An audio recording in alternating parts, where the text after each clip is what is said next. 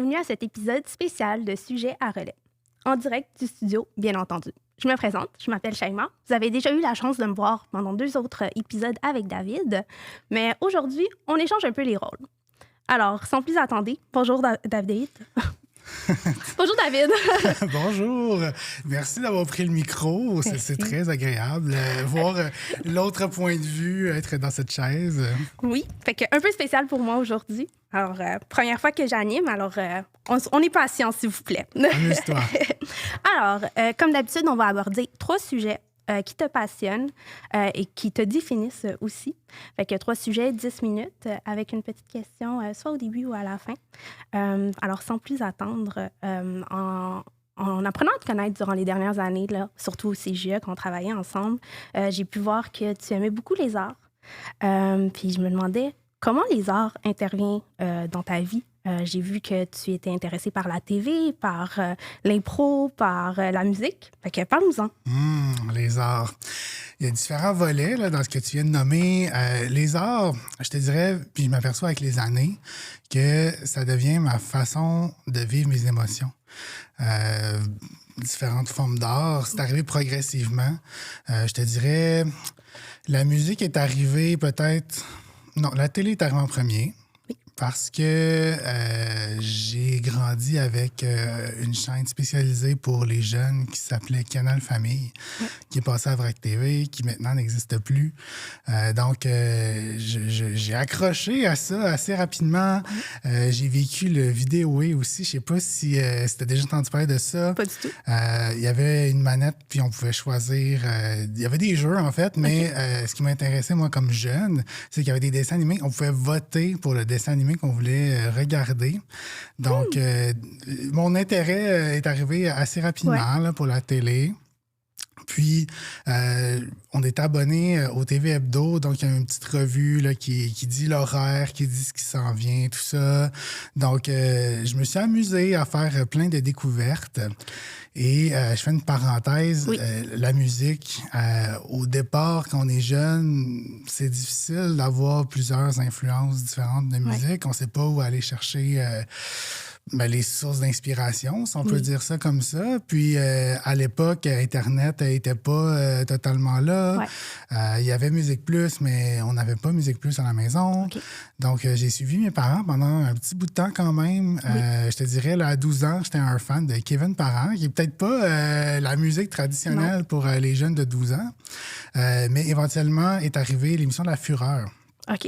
Donc, une émission qui a duré quand même assez longtemps, qui était sur la musique, d'ailleurs. Parfait. Donc, ça a comme aidé à faire connaître plein de groupes pour moi. Fait que j'ai découvert les Colocs, j'ai découvert Okoumé, j'ai découvert comme tous les groupes populaires. Je pense qu'il y avait un souci de la culture québécoise aussi. Longtemps, j'étais dans la musique québécoise, je dirais. À 16 ans, ça a été les Cowboys Fringants, une découverte pour moi. Et je pense que ça a été le premier groupe comme que je m'appropriais à moi tout seul. Parce que les autres trucs... mes parents écoutaient ou c'était quand même assez connu. Là, ça commençait, les Cowboys Fringants. Donc, je suis rentré dans la vague. Ça a duré assez longtemps. Ça a duré, là, je dirais, de mes... c'est ça, là, maintenant. Ça a duré 20 ans. Je faisais un petit calcul de mon âge, là. Un bon 20 ans. Puis quand je disais tantôt les émotions, au décès du chanteur Carl Tremblay, j'ai vécu un deuil. Oui, c'est ça, là. Ça a été tellement long dans ma vie. Une partie de toi là, qui t'a impacté. C'est ça, parce que sa voix m'a accompagné dans tellement de moments. J'allais prendre des marches, j'écoutais les Cowboys Fringants, tout ça.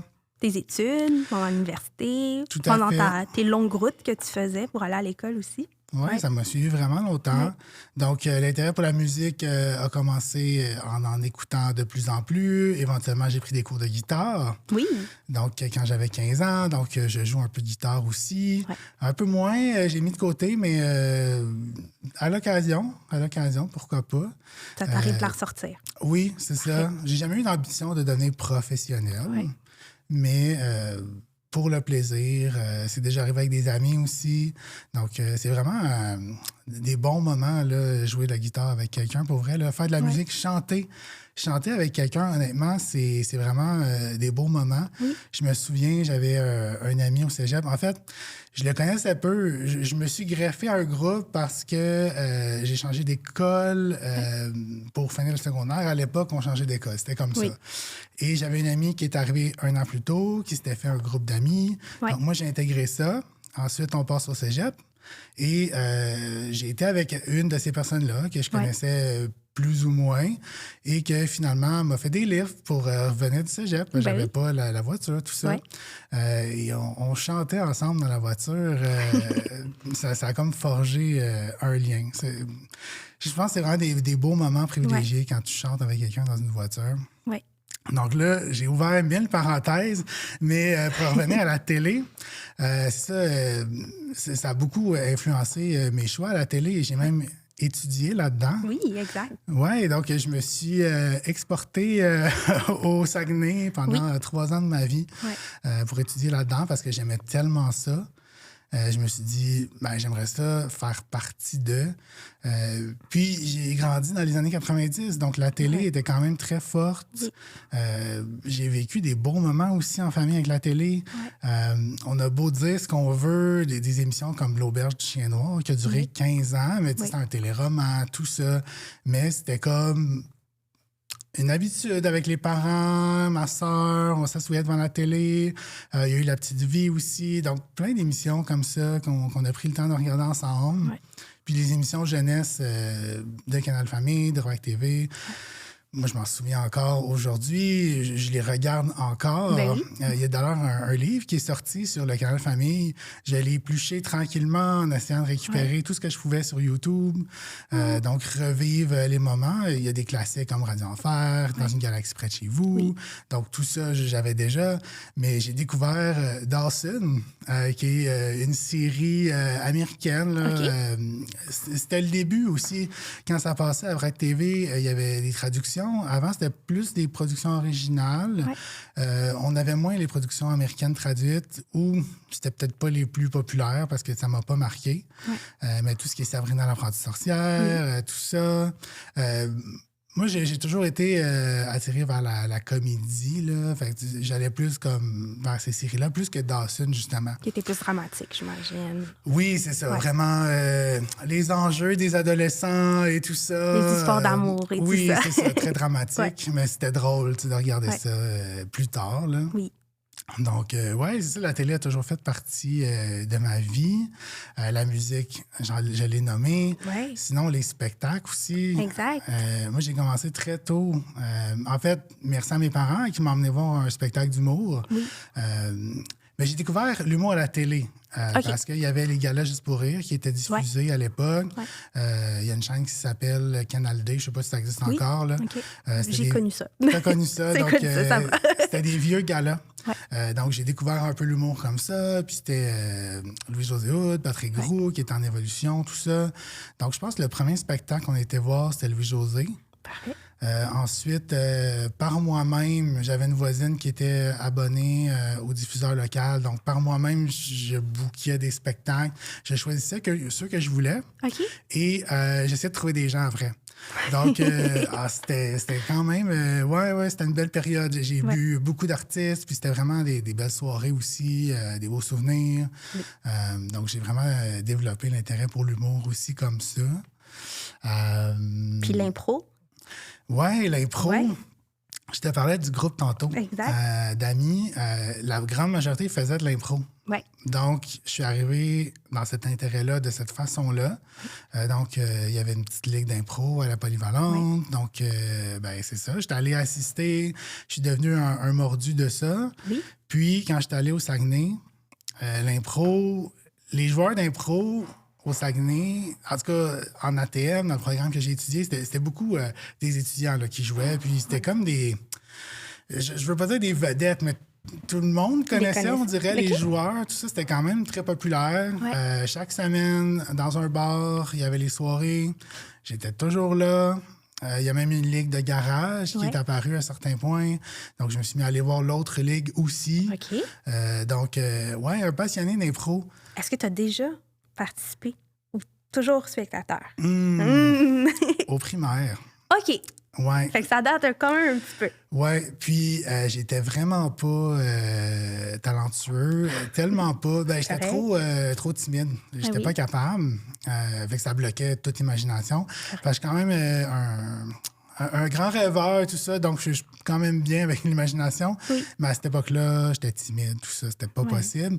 Tellement timide que la professeure m'a mis arbitre. Donc, j'étais l'arbitre des matchs. Mais ça me faisait quand même parler devant les gens. Ben oui. Qui écoute l'arbitre? Tout le monde, parce exact. qu'on veut savoir c'est quoi la catégorie, tout ça. Oh. Donc, déjà 10 minutes. Déjà 10 minutes, ça a passé vraiment rapidement. Oui, mais c'est ça. Fait que j'ai été arbitre à l'époque. Ouais. J'ai fait une bonne impro parce que le professeur m'a dit il faut t'en fasses une là, pour la forme, là, pour être évalué. Là. Ouais. Mais je n'ai pas retouché depuis. Seulement spectateur depuis. OK. Ouais. Intéressant. Moi, j'avais une petite question par rapport à ça. J'ai toujours besoin de recommandations. Puis je me demandais si tu avais des recommandations de films ou d'émissions québécoises que je devrais absolument regarder. Récemment, je dirais La Caille-nous, qui est en ondes, déjà à sa 3e saison, si je ne me trompe pas, qui aura une 4e saison. Très intéressant. La vie d'une famille d'origine haïtienne, des enjeux de famille. C'est très, très drôle, très bien écrit. OK. Sinon, L'œil du cyclone aussi, qui est encore dans la comédie. Ouais. Encore un truc de famille. On dirait qu'il y a un pattern. Sinon, écoute, si tu veux juste prendre ça relax, il y a une série hebdomadaire qui s'appelle Dumas, et qui est un peu comme si tu as connu District 31. C'est comme un peu la suite parce que c'est un peu le même auteur, tout ça. Parfait. Donc, je dirais ça. Il y a une autre série avec Shelby Jean-Baptiste et, mon Dieu, Eddie King, mais là, le nom ne me vient pas, mais c'est vraiment très drôle aussi. Okay. Rapidement, l'histoire, c'est en fait un homme qui vient en visite, je pense que c'est à Montréal, puis il rencontre justement le personnage de Shelby Jean-Baptiste. Il retourne, je pense, en Alberta, je ne sais plus quelle province. Elle va le rejoindre parce qu'elle est en amour. Et là, s'aperçoit qu'il a déjà sa vie là-bas, sa famille. Et là, le personnage de Shelby se met ami avec la femme. En tout cas, c'est vraiment très bien. Un gros drame, là. Ah oui, c'est drôle. C'est vraiment très, très bien. C'est du bonbon. Oui, j'ai vraiment adoré. Fait que dans le plus récent, je dirais ça. OK. Ouais. Fait que je prends ça en note. Excellent. Puis on va en rediscuter. Super. Quand on se préparait pour cet épisode, j'ai eu la chance de voir en arrière de toi, dans ton bureau, une collection infinie. Mais quand je dis infinie, on dirait qu'il y avait plus qu'une centaine là, de jeux de société. Ah oui, tu trouves? Oui. OK. Il y en a 2-3. Non, pas 2-3. 4-5? Un peu plus. Puis, je me demandais, d'où ça vient, cette passion? Est-ce que c'était quelque chose que vous faisiez en famille? Oui, fait que c'est vraiment là que ça a parti, là, ta passion des jeux de société. Quand même. Très jeune, on faisait des casse-têtes. Mais à l'époque, c'était pas la mode tant que ça, les jeux. Là. On était quand même dans les classiques Monopoly, tout ça. Fait que c'est sûr qu'on a joué au Monopoly. Mais oui, on avait quand même le réflexe de jouer. Je te dirais, je sais pas si tu comptes ça comme des jeux, mais les Lego. Oui. Les Lego, mon père me construisait des avions en Lego que je détruisais à répétition. J'avais, je sais pas, moins 4 ans. Mais là, les petites pièces là, qui disparaissent après dans la maison. Je pense pas que ça disparaissait. Ça disparaissait non, pas. c'est ça. Mais je pense que c'était du plot, donc des grosses pièces facilement retrouvables. OK, parfait. Donc, assez jeune, j'ai commencé les Lego aussi. Éventuellement, il y a eu les mécanos, je sais pas si tu connais. Donc là, on est plus dans des pièces un petit peu métalliques avec des boulons, tout ça. Mais toujours dans l'assemblage, tout ça. Un peu bricolage. Oui, mais juste avec ce plan-là. C'est parfait. Cette période-là, je te dirais, parce qu'on dirait que ça... maintenant, je ne referais pas nécessairement de mécano, je pense. Lego, c'est toujours drôle. J'ai un petit neveu de presque 3 ans maintenant. Oui. Donc, c'est drôle de faire des duplos avec lui. Là. Fait que ça, c'est amusant. Mais c'est ça, les jeux... Je pense que ça s'est développé aussi quand j'ai appris mes tables de multiplication. Ma mère l'a fait sous forme de jeu parce que ça ne m'intéressait pas. Donc, j'avais une collègue de classe qui, des fois, se faisait garder chez moi. Puis elle connaissait tout, là. Donc, ma mère posait une efface entre nous deux. OK.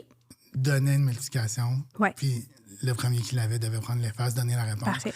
Et je me faisais détruire à chaque fois, vraiment. Mais c'était sous forme de jeu, fait que je pense que j'ai quand même... C'est correct, ça n'a pas trop brimé ta confiance. Non, je pense que ça va. J'ai appris quand même. Ouais. Donc, tu vois, le jeu a quand même été présent tout au long. Donc, je pense que c'est arrivé un peu comme ça. Puis là, j'ai grandi. Ouais. Ça a commencé à se développer tranquillement. Il y a quelques jeux qui ont commencé à apparaître. Donc, je sais pas. J'ai commencé, je pense, à en acheter 2-3. Il y a comme eu une progression. J'ai l'impression que j'ai un timing intéressant dans ma vie. Tu sais, je parlais de la télé tout à l'heure, tu sais, Canal Famille, Vrac Télé, tout ça. Les jeux ont commencé à apparaître dans cette période-là aussi. Éventuellement, va apparaître les barres de jeux ludiques, comme le Randolph ou Colonel la moutarde ou la revanche, bref. Fait que je me suis évidemment intéressé à ça aussi. Oui.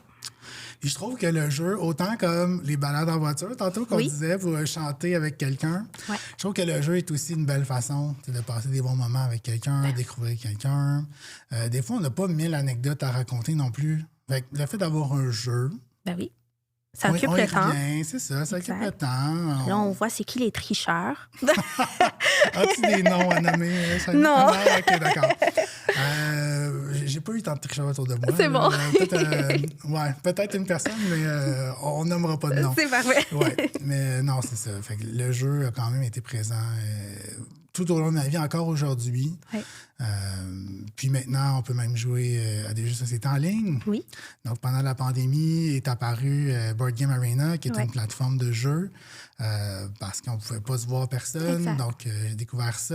Puis, on joue en famille maintenant. Ça a fait découvrir de nouveaux jeux, parce que c'est quand même un passe-temps cher. Acheter tout ça, c'est beaucoup de sous. Ça prend beaucoup d'espace aussi. Oui, j'ai pu le voir. Oui, bien, c'est ça. Honnêtement, on n'a plus de place. Non, c'est ça. Fait que s'il y a un jeu qui rentre, il y en a un qui doit sortir. Okay. Et ça, ben, c'est triste. Donc, on essaie de pas faire ça. Donc, ben, c'est ça. Vivre les plateformes en ligne pour ça aussi. Oui. Puis des fois, avec nos vies occupées, les gens habitent loin. Avec mes études au Saguenay, j'ai des amis à Joliette, à Québec, sur la Rive-Sud, tout ça. Donc, c'est plus complexe de se rassembler. Ouais.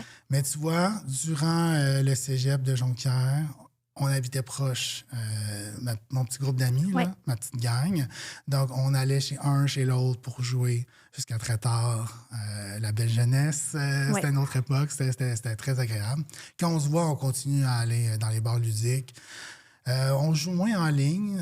Maintenant, c'est plus avec la famille que je joue, mais il y a une période où c'est notre façon de se rassembler aussi. Là. Puis comment tu trouves ça, la différence entre en ligne puis en présentiel, là, quand tu vois la tension monter là, de son jeu?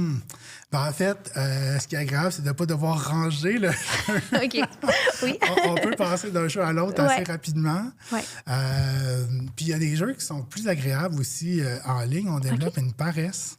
Il y a un jeu qui s'appelle Can't Stop. Donc, c'est un jeu de probabilité. Tu as comme les rangées. Là, puis, dans le fond, c'est des dés que tu brasses. OK. Et tu dois avancer tout le long des rangées, te rendre en haut en premier et posséder 3 rangées. Il y a un peu de gambling là-dedans parce que tu peux jouer jusqu'à temps que tu n'aies plus de choix parce que tu as 3 options de rangées par tour. Donc, en vrai, c'est toi qui dois brasser les dés, recalculer les possibilités, tout ça. Alors qu'en ligne, je sais pas, on dirait qu'il y a quelque chose d'automatique. On est beaucoup plus gambler en ligne. On a remarqué ça pour avoir testé les deux. Parce que justement, on manipule pas les dés, tout ça, mais c'est plus rapide. Tu as le temps de te concentrer plus sur ta tactique. Oui, mais tu sais, des fois, on se laisse emporter. Là. Le jeu reste un moyen de s'évader, de passer le temps. Ouais. Donc, c'est ça. Mais il y a des jeux très stratégiques aussi. Ouais. Mais les jeux trop longs, trop stratégiques, c'est un peu moins c'est ce que je préfère, disons. Okay. Tu sais, comme une partie de risque qui va durer 3 heures. Je l'ai vécu, mais c'est pas mon truc préféré. Ça ne fait pas vibrer, là. Non, c'est ça. Puis, il y a les jeux coopératifs maintenant. Je trouve ça très, très bien. Ouais. Donc, la communication, travailler ensemble pour l'objectif. Il y a un défi aussi, là. Tu joues contre le jeu. Donc, tu n'es pas assuré de gagner non plus. Donc, c'est vraiment intéressant. Il y a toutes sortes de jeux pour tout le monde. Ça a vraiment évolué. Maintenant, il y en a par rapport à la musique aussi. Il faudrait que j'essaie. Il y a Hitster qui est un gros hit, là. Mais je n'ai pas essayé encore. Ironiquement, moi, amateur de musique. Exact. Tu devrais tester tes connaissances un petit peu. Je devrais. Oui. Je devrais. Ça nous est. J'ai déjà eu l'expérience de jouer à ce jeu-là. C'est vrai? J'étais pourrie. Ah oui? J'étais capable de faire tu vois, la petite musique de fond là, dans les chansons. Mais je sais pas c'est qui l'artiste, je sais pas c'est quoi le nom de la chanson, mais c'est pas grave. Oui. C'est ça. Mais je me permets une parenthèse, là, parce que la musique, c'est tellement. C'est grandiose. Il y a tellement de façons de consommer la musique. J'ai grandi avec les disques compacts. Oui. Et j'aime encore ça. Parce que tu disais, là, maintenant, on ne sait plus trop l'artiste, tout ça, parce que on écoute sur Shuffle. Exact. On écoute, on ne sait plus trop. Alors qu'à l'époque, les albums, il y avait vraiment un genre de concept sur l'album. Des fois, il y avait des chansons cachées. C'était vraiment album comme... de luxe, c'est ça. Oui, c'est ça. C'était vraiment une autre forme de consommation de la musique. Est-ce que ça t'arrive encore de les écouter, admettons, en voiture ou à la maison? Toujours, oui. Puis là, j'ai une vieille voiture et j'ai encore un lecteur CD, mais j'ai peur quand je vais devoir changer. Parce que là, je vais tomber sur la modernité. Exact. Et brancher son téléphone. Voilà. Mais j'avoue tout, je le fais déjà. J'ai déjà commencé. Mais j'essaie de continuer à écouter les CD, même à la maison, en mangeant. Est-ce que tu en achètes encore? J'essaie de plus en acheter. OK. Parce que j'en ai plusieurs quand même. Comme les jeux. OK. S'il y a un CD qui rentre, il y en a qui doit sortir. Je vois un pattern, là. Voilà. Mais oui, toujours en action. Puis, anecdote, mes CD, je les écoute. Je ne les perds pas, je sais où ils sont. Il y a un CD dans ma vie que je ne sais pas, il s'est amusé à jouer à la cachette. Oui, c'est un CD que j'ai acheté en République dominicaine quand j'avais 15 ans. Je ne sais pas pourquoi ce CD-là se perdait dans des appareils. Je ne savais plus où il était. Et là, à un certain point, je ne savais plus. Le boîtier était vide depuis trop longtemps. Je jette le boîtier. Et une longue période, là, parce que j'avais toujours espoir de peut-être dans tel appareil, je ne sais pas. Je ne veux pas exagérer, mais je pense peut-être entre 5 à 10 ans là, de disparition. Et la semaine dernière, mon père arrive avec le disque et dit « Est-ce que c'est à toi, ça? » Donc, lui, il l'avait dans sa voiture. Probablement que je l'ai amené en voiture parce que je sais que c'est le genre de musique... Tu l'as laissé là? Je l'ai laissé là, mais c'est ça, des fois, la vie va vite. Je l'ai laissé là, puis ils ont changé de voiture, là, aussi, entre-temps. Donc, il a juste transféré de voiture. C'est ça, je t'ai dit 5 à 10 ans, parce que ça fait vraiment longtemps. Oh mon Dieu! Et il y a un peu de moisissure sur le disque. Ouais, je vais essayer de le récupérer, là, parce que c'était vraiment... j'adorais ce CD-là. Je l'avais entendu... il y a comme un transport collectif, puis il y avait la radio. Mais là, quand tu es dans un autre pays, tu connais pas forcément les artistes, tout ça. Et c'est en espagnol aussi. L'espagnol n'est pas une langue que je maîtrise tant que ça. Donc là, essayer de demander aux gens autour... Est-ce que cette air-là, ces mots-là, ça vous dit quelque chose? Puis j'avais retrouvé qu'il y avait eu comme un travail là, quand même. Oui. Donc, ce CD a une histoire, fait que je vais essayer de récupérer. Mais j'espère que tu vas réussir. Oui. Disons, voyons ça comme un jeu. Si je veux essayer de rattraper... parce on va revenir au sujet. On va revenir au jeu. Mais c'est ça. Fait que, j'adore jouer. Puis c'est sûr qu'avec le petit-neveu, ben, ça permet aussi de redécouvrir le jeu différemment. Quand j'étais jeune, j'avais plein d'idées de jeux. Je disais tantôt que... l'imagination. L'imagination.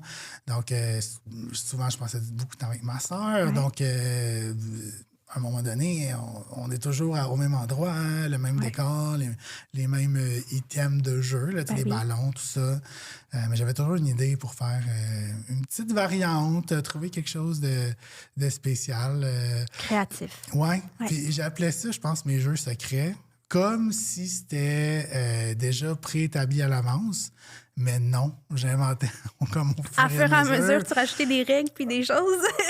Oui, mais avant, là, c'était pas pour juste gagner. Là, c'était pas pour contrôler. Mais Mais quand j'explique un jeu, ça m'arrive d'oublier d'expliquer certaines règles. Ouais, puis ma famille, des fois, sont comme, on sait bien, tu l'as pas dit, cette Ben, c'est règle-là, ça. parce que tu voulais Tu veux gagner. gagner. Puis là, d'un Voilà. seul coup, ils n'ont plus le droit de le faire, mais toi, tu l'as fait avant. Oui, non, c'est ça. Non, mais tu sais, je m'adapte là, quand même. Là, Ben mais oui. non, c'est ça. Fait que le jeu, ouais, très, très chouette. OK. Ouais. Un jeu que tu pourrais ressortir d'année en année, de mois en mois. OK. Je vais dire Skip-Bo. OK. Parce quoi? que c'est un jeu de cartes. Il faut juste faire des séries de 1 à 12, en fait. OK. Puis il y a comme des jokers, Skip-Bo. OK. J'ai beaucoup de chance à ce jeu-là et je gagne OK. souvent. Bon, Et les gens ne veulent plus jouer avec moi tellement je gagne parce souvent. que tu gagnes souvent. Ouais. OK. Mais tu vois, est-ce que j'ai le droit de tricher? Est-ce que j'ai le droit de nommer un autre jeu? Ben oui, bien sûr. Pour le souvenir, parce que quand j'allais au chalet de mes grands-parents, Oui. on jouait toujours à ce jeu-là. Ouais. Ça s'appelle Séquence. Je ne sais pas si tu connais. Non, pas du tout. Donc, c'est un peu comme un bingo avec des OK. cartes. Donc, on tourne les cartes, puis non, on a des cartes en main et on doit placer stratégiquement sur le jeu OK. pour faire des séquences de 5 jetons dans une ligne, dans le fond. Ouais.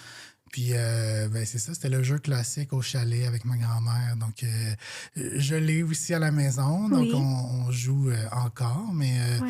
moins souvent. Mais ouais, un petit attachement à des jeux comme Un ça. jeu nostalgique, un petit peu. Ouais. Ouais. OK.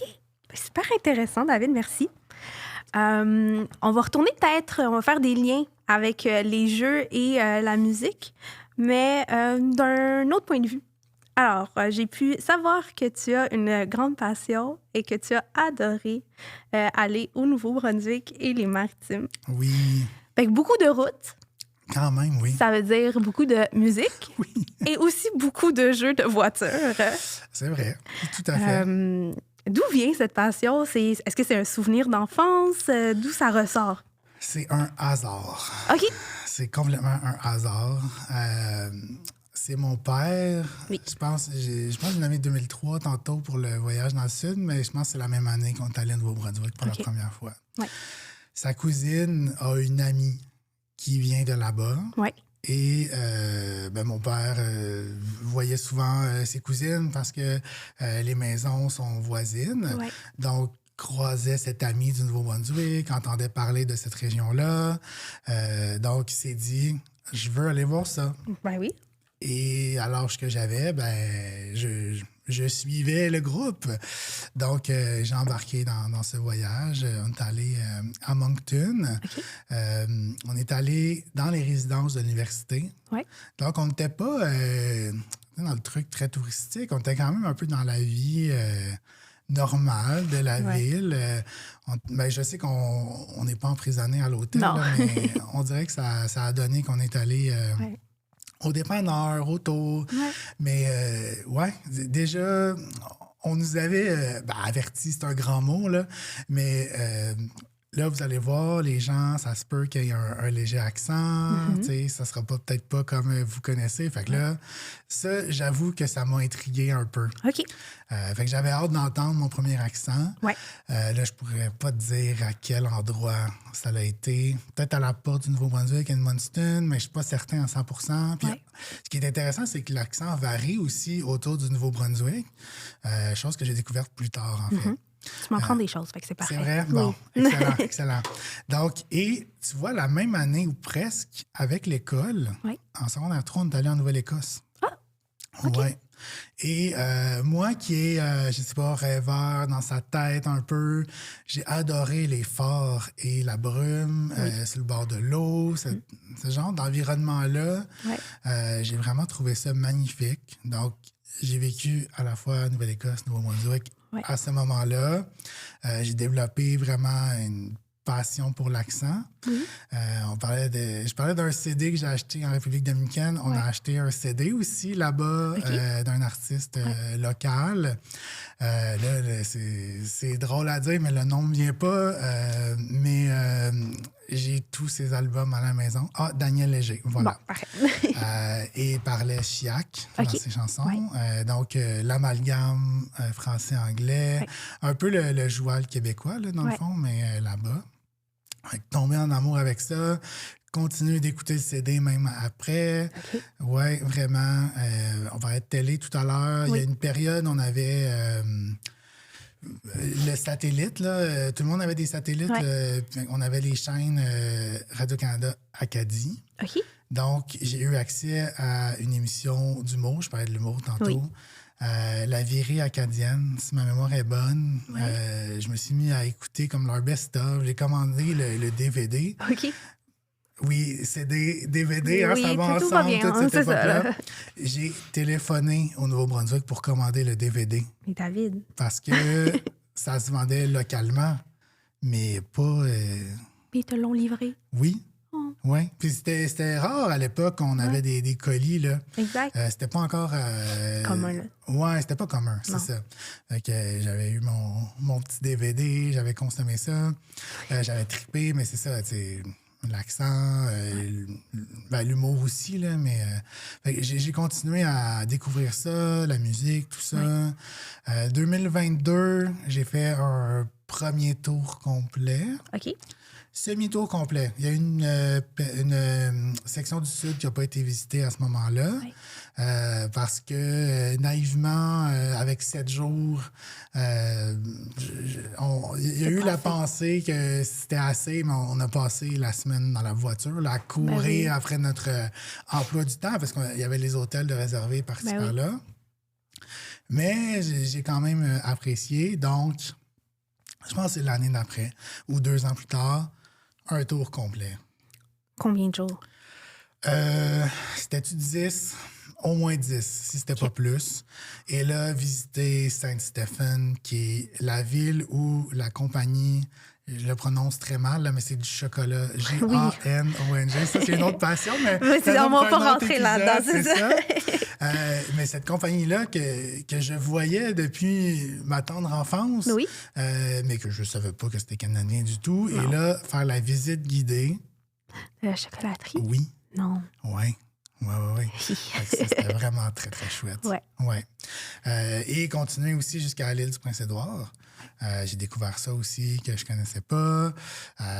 Et encore là, j'ai découvert une autre chocolaterie là-bas. Mais ça finit plus, là. Ça finit plus. Il y en a partout du chocolat. Mais vraiment, le tour, puis c'était vraiment impressionnant parce que dans des petites villes... Miramichi, entre autres, il y a un hôtel quand même prestigieux, là, puis il y avait du personnel de l'hôtel qui venait de par chez nous. Okay. Donc, c'était drôle. Vraiment, la ville voisine, disons, de la mienne, là, la personne à la réception, au restaurant, quelqu'un de Sherbrooke. Donc, c'était vraiment comme très intéressant de discuter avec ces gens-là, mais... J'ai l'impression que à l'époque, on avait ça aussi au Québec. Je pense vraiment prendre le temps de jaser un peu plus. Oui.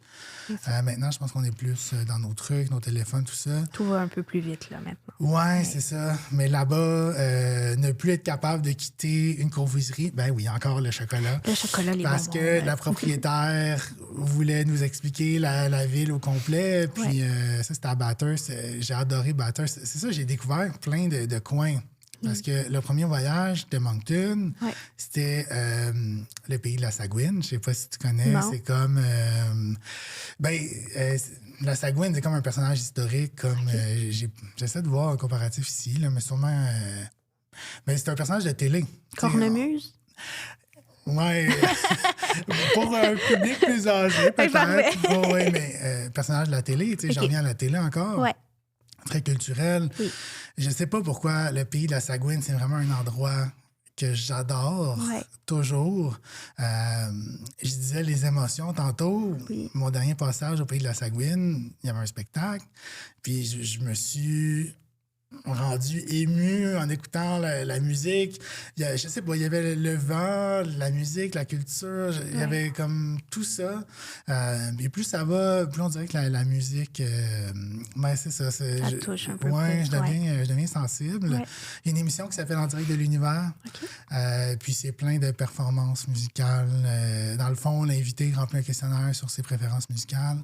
Puis il y a des numéros surprises, tout ça.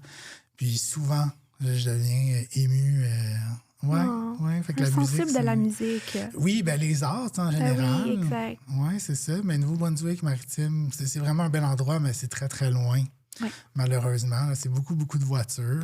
T'as déjà pensé déménager là-bas? Pas à ce point-là. Pas à ce point-là. Pas à ce point-là, parce que je suis quand même proche de ma famille. Ouais. Pour vrai, on se voit presque toutes les semaines. Ouais. Puis, je sais pas, je suis pas un fan de l'hiver et j'ai l'impression que l'hiver là-bas, c'est exposant 2, exposant 3 Parfait. là, de ce qu'on connaît ici. Là. Fait qu'il y aurait ça. Et le fait que tout est éloigné aussi. Je te disais, tantôt, on courait là, pour Ben oui. tout faire. Donc, c'est ça. C'est vraiment des villes éloignées. Il y a beaucoup de routes. C'est pas rare de croiser des animaux, là, des gros animaux comme Sur tu sais, la des route. ours Ouais. ou des caribous, tout ça, des gros bocs, là, comme ils appellent. Là. Donc, c'est vraiment plus nature. OK. J'avoue que j'aille pas l'aspect ville, activité, tout ça. Oui. C'est quelque chose qui m'avait manqué un peu quand j'ai étudié au Saguenay. Je trouvais qu'il y avait moins d'offres culturelles. Oui. Nouveau-Brunswick, je sais pas à quel point. Je sais que chaque année, il y a un grand festival, mais Oui. qui se promène, je pense, au travers de la province aussi, Oui. pour donner la chance à tout le monde. De pouvoir y assister, là, c'est ça. Exact, Ouais. exact. Fait que non, c'est vraiment... je pense pas que j'irai là-bas. Il y a quand même des gens de là-bas qui sont ici, donc il y a moyen d'entendre l'accent, tout ça. D'ailleurs, si je veux continuer à faire des liens avec plein de choses, il y a eu une période, après mes études en télé, je me voyais moins comme sur les plateaux pour travailler, tout ça. Donc, j'ai eu la réflexion de pourquoi pas peut-être écrire des émissions. Ouais. Donc, j'étais allé à une porte ouverte de l'INIS, qui est une école justement pour ça à Montréal. Et souvent, il y avait des finissants pour venir répondre aux questions des gens, tout ça. Et j'ai fait la rencontre d'une amie maintenant, mais qui est Brayonne, donc qui vient de Edmundston, que je devais recevoir éventuellement sur le podcast. Donc, c'est un petit teaser. Mais c'est ça, elle aussi, elle m'a appris davantage de choses. Je ne savais pas que l'accent qu'elle a, ça s'appelle Brayon, que c'est différent des autres, tout ça. Donc, il y a plein de choses à découvrir dans cette région-là. Une magnifique région, pour vrai. Très culturelle. Oui, tout à fait. De, comment on peut dire, d'accent, mais d'expression, peut-être même un dialecte commun, mais qui varie un petit peu. Oui, c'est ça. Même si je veux faire un lien avec le Saguenay, tu sais, au Québec, il y a des accents aussi. Là. Donc, je sais pas, on dirait que je fais plein de liens, pardon. C'est comme nos cousins, là, à quelque part. Et aussi, c'est vrai, j'avais participé à une activité en 2008 avec l'INM, l'Institut du Nouveau Monde. Il y avait comme vraiment plein de pays rassemblés. C'était le 400e de Québec, tout ça, c'était génial. Et il y avait une table ronde sur la francophonie au Canada. Et ça m'a ouvert les yeux aussi. Là. C'est sûr, là, j'ai pas tout décrit les événements en ordre chronologique. Ça, c'était, je vais dire, 2008 environ. Fait que j'étais plus jeune. J'avais fait seulement la tournée avec mes parents. J'avais pas fait le tour complet. J'avais pas rencontré nécessairement Marie-Josée, la personne dont je parle, là, qui va faire l'épisode éventuellement. Puis c'est ça, c'était la découverte de... Les gens parlent français aussi à l'extérieur du Québec. Donc, éventuellement, j'aimerais découvrir les autres régions puis aller voir la francophonie un peu partout. On en prend davantage. Oui, j'ai apprendre cette de nouveaux accents. Oui. Oui, puis... D'autres chocolateries aussi. Sûrement qu'il y en a. C'est ça. Mais chaque peuple a son histoire, tout ça, ce qu'ils vivent, la dualité avec l'anglais, tout ça. On l'entend un peu à Montréal, mais je pense que c'est rien à comparer avec le Nouveau-Brunswick. Je ne m'attendais pas à ce que ce soit aussi anglophone, naïvement, parce que les artistes acadiens qu'on connaît parlent français. J'avais l'impression qu'on allait parler français en tout temps. Mais non. Non, c'est ça. C'est quand même un choc, là. Mais c'est vraiment très, très riche, là, comme partage, côtoyer ces gens-là. Donc, peut-être des choses à découvrir éventuellement.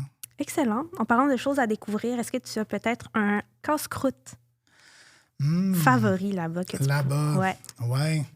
Je vais y aller avec, tu vas comprendre pourquoi j'ai choisi, peut-être, ça s'appelle chez Dave. Donc, la guédille au mort, mais pas la guédille au mort d'un restaurant bien connu ici, une chaîne connue, là, vraiment une vraie guédille au mort. Là. Il y a du stock, c'est frais, c'est merveilleux. Tu sens le homard, tu sens pas la mayo puis le beurre. Là. Exact. Excellent. Exact. Ah non, ça, c'est des beaux souvenirs. Sinon, encore dans le homard, mais c'est ça, les fruits de mer, j'aime bien ça. Oui. Donc, c'est sûr que là, j'y vais là-dedans. C'est ça. À Moncton, il y a Captain Jack, qui a un club sandwich au homard aussi, très, très, très bon. Donc, ben c'est ça, tu sais, c'est la culture, c'est la langue, mais c'est aussi la nourriture. Merci d'aborder le sujet. J'avoue que j'avais pas été là-dedans tant que ça. Oui. Mais oui, des belles découvertes à faire. En tant que foodie, c'est la première chose que je regarde, la nourriture. Et voilà. C'est ça. Et voilà. Fait que c'est important. Oui, complètement. Ben, merci, David. Merci à toi. C'était un excellent partage. J'ai pu en apprendre davantage sur toi et les téléspectateurs aussi. Fait qu'on va sûrement se recroiser. Probablement. Oui. Merci de m'avoir accueillie en tant qu'animatrice. Merci à toi. Puis à la prochaine, je dirais. À bientôt. À bientôt.